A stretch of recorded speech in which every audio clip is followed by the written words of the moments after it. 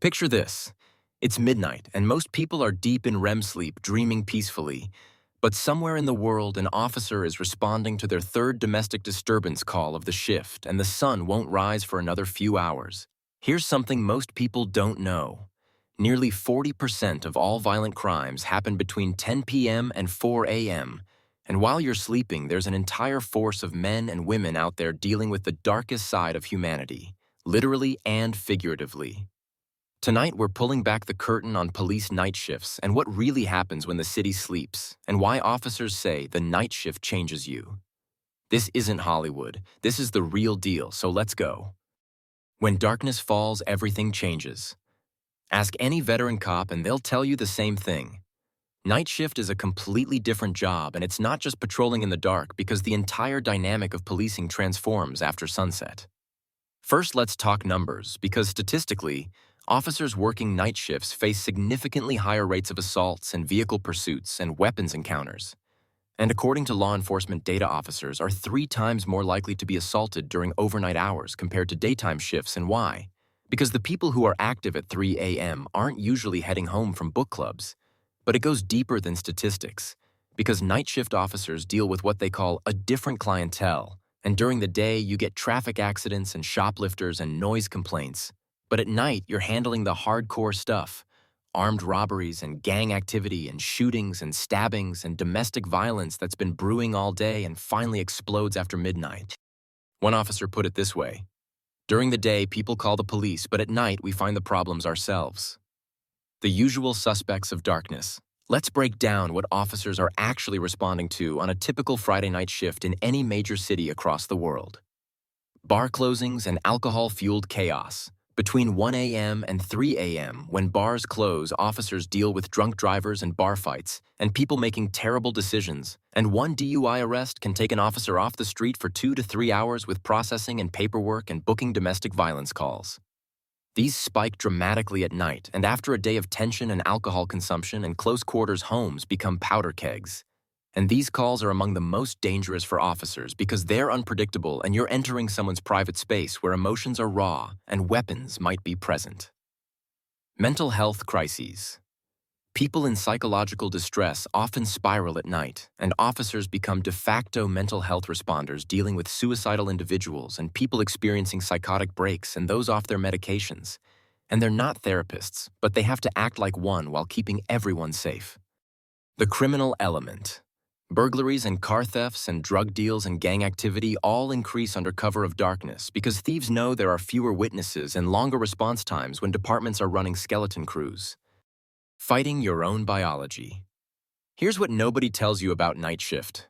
Your body was never designed for this, and humans are diurnal creatures. We're wired to sleep when it's dark and be active when it's light and night. Shift officers are fighting millions of years of evolution every single shift. The health impacts are real and documented because studies show that long-term night shift workers have higher rates of cardiovascular disease and diabetes and obesity and certain cancers. And the constant disruption to circadian rhythms doesn't just make you tired. It fundamentally affects your body's ability to regulate hormones and metabolism and cellular repair. Officers report chronic fatigue and digestive issues and sleep disorders, and many can't fall asleep when they get home at 7 a.m. because their kids are getting ready for school and the neighbors mowing the lawn, and the world is designed for people who work during the day. One veteran sergeant described it like this: you're essentially jet-lagged for years, and your body never fully adjusts, and you're always fighting to stay awake when your brain is screaming for sleep or trying to sleep when every cell in your body says you should be awake. The hypervigilance that never stops. But the physical toll is only half the story because the psychological impact of night shift policing is profound. Darkness itself changes threat assessment, and officers can't see as well, and shadows hide dangers. And that person walking toward you could be harmless, or could be reaching for a weapon. And you have a split second to decide. This creates what psychologists call hypervigilance, a state of constant high alert, and your nervous system stays in fight or flight mode for 8 or 10 or sometimes 12-hour shifts, and you're scanning every dark corner and every car and every person's hands. And that level of stress isn't something you just turn off when you clock out.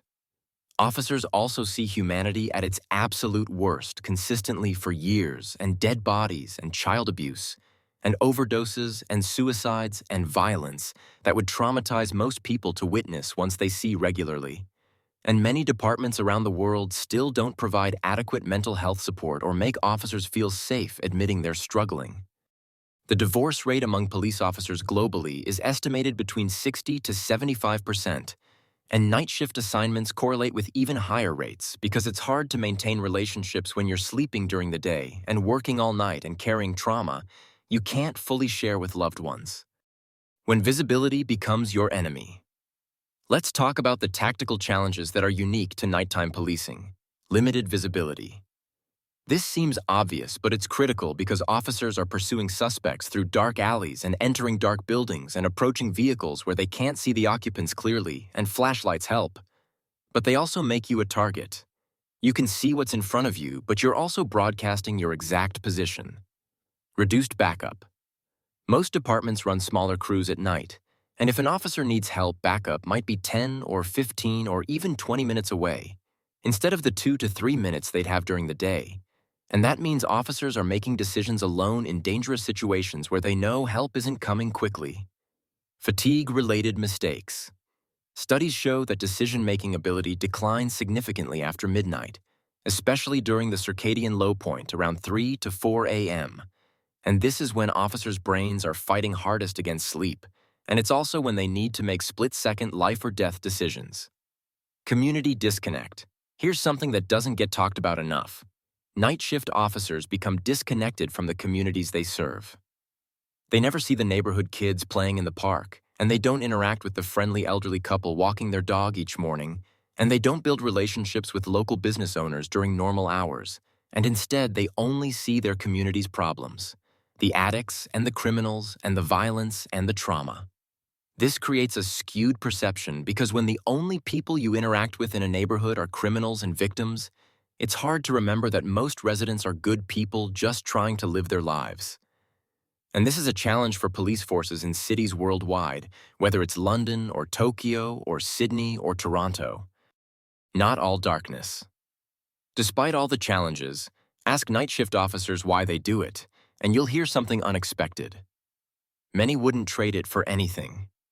There's a particular kind of officer who thrives on night shift, and they're the ones who want the action and who get bored with routine patrols and who live for the adrenaline of high-stakes calls, and night shift gives them what they signed up for, real police work constantly. And there are moments of profound humanity that happen in those dark hours. The officer who talks a suicidal teenager off a bridge at 2 a.m. doesn't just save a life. They give that kid's family their child back. And the domestic violence call might be dangerous, but it's also the moment when someone gets removed from an abuser and gets a chance at a new life, and the DUI arrest might seem routine, but it's preventing that drunk driver from killing a family on their way home. One officer described finding a missing elderly woman with dementia at 4 a.m., wandering confused in winter clothing, and she could have died from exposure within an hour, they said, and we got her, warmed her up, returned her safely to her family, and her granddaughter hugged me and cried, and that's why you do this job, the brotherhood of the night. There's also a unique bond among night shift officers, and when you're working the graveyard shift, you're part of a smaller, tighter crew, and you trust these people with your life, and you've seen each other at your worst. Exhausted and stressed, and dealing with horrible calls, and you've backed each other up when it mattered. This camaraderie becomes essential for survival because after a particularly bad call, maybe a child death or a violent assault, you can't go home and process it alone, and you sit in the patrol car with your partner or you debrief with your squad and you lean on people who understand because they were there.